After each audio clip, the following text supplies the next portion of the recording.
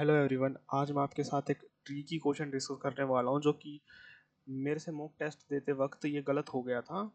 Attempt करने में गड़बड़ी हो गई थी, मतलब रीडिंग करने में इसको गड़बड़ी हो गई थी क्वेश्चन को।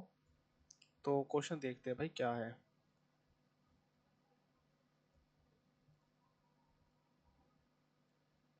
क्वेश्चन देखते हैं इसमें क्या है। क्वेश्चन है हमारा कि A can do a certain piece of work in 2.4 times the days number of days in which B and C together can do it।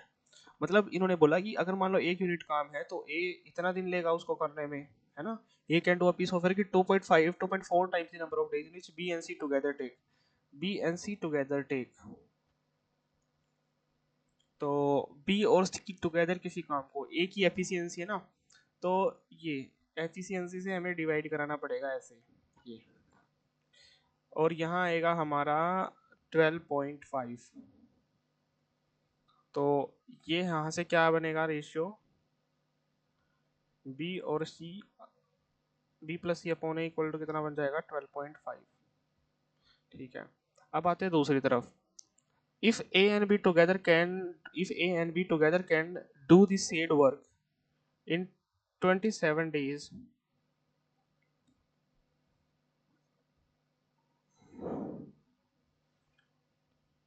In 27 days and C A and B, अच्छा इनकी efficiency, अच्छा इन 27 days,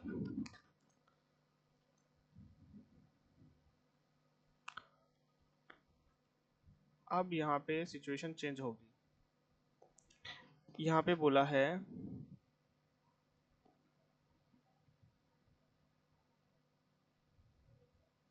भाई, इसको इस तरीके से छोड़ के मैं दूसरे तरीके से करवाता हूँ। देखो, ये थोड़ा घुमाने वाला अजीब टाइप का क्वेश्चन है।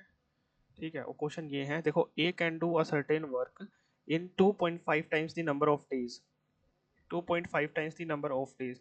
मान लिया कि इसको बी और सी को इतना टाइम लगता है, इसको कितना लगेगा, इतना लगेगा टाइम, है ना, 12.5। ठीक है, तो ये इस तरीके से इक्वेशन बनेगी भाई। भाई ट्रिकी लैंग्वेज है ये, ऐसी नहीं है। 2.5 times the number of days in which B and C together can do it.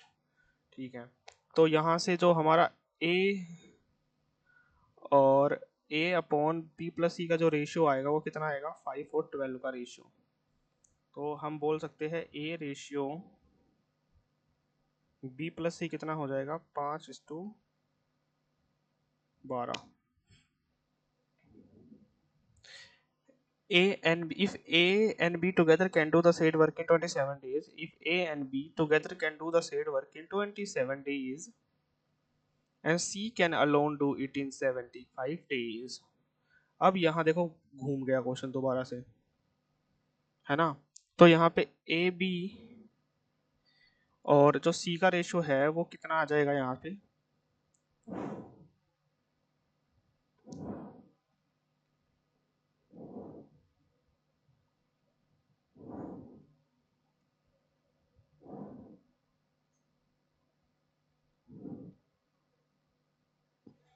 तो यहाँ पे ए प्लस बी,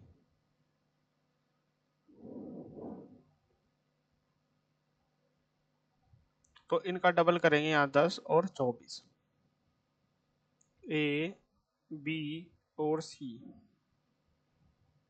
तो ए कितना आ गया 10, बी कितना, सी कितना आ गया ये, और ये 14, 14 आ गया तो कितना आ जाएगा 10, 14 आ गया तो कितना आ जाएगा 19, है ना, 19, 15 आ जाएगा, 34 हो जाएगा पूरी एफिशिएंसी।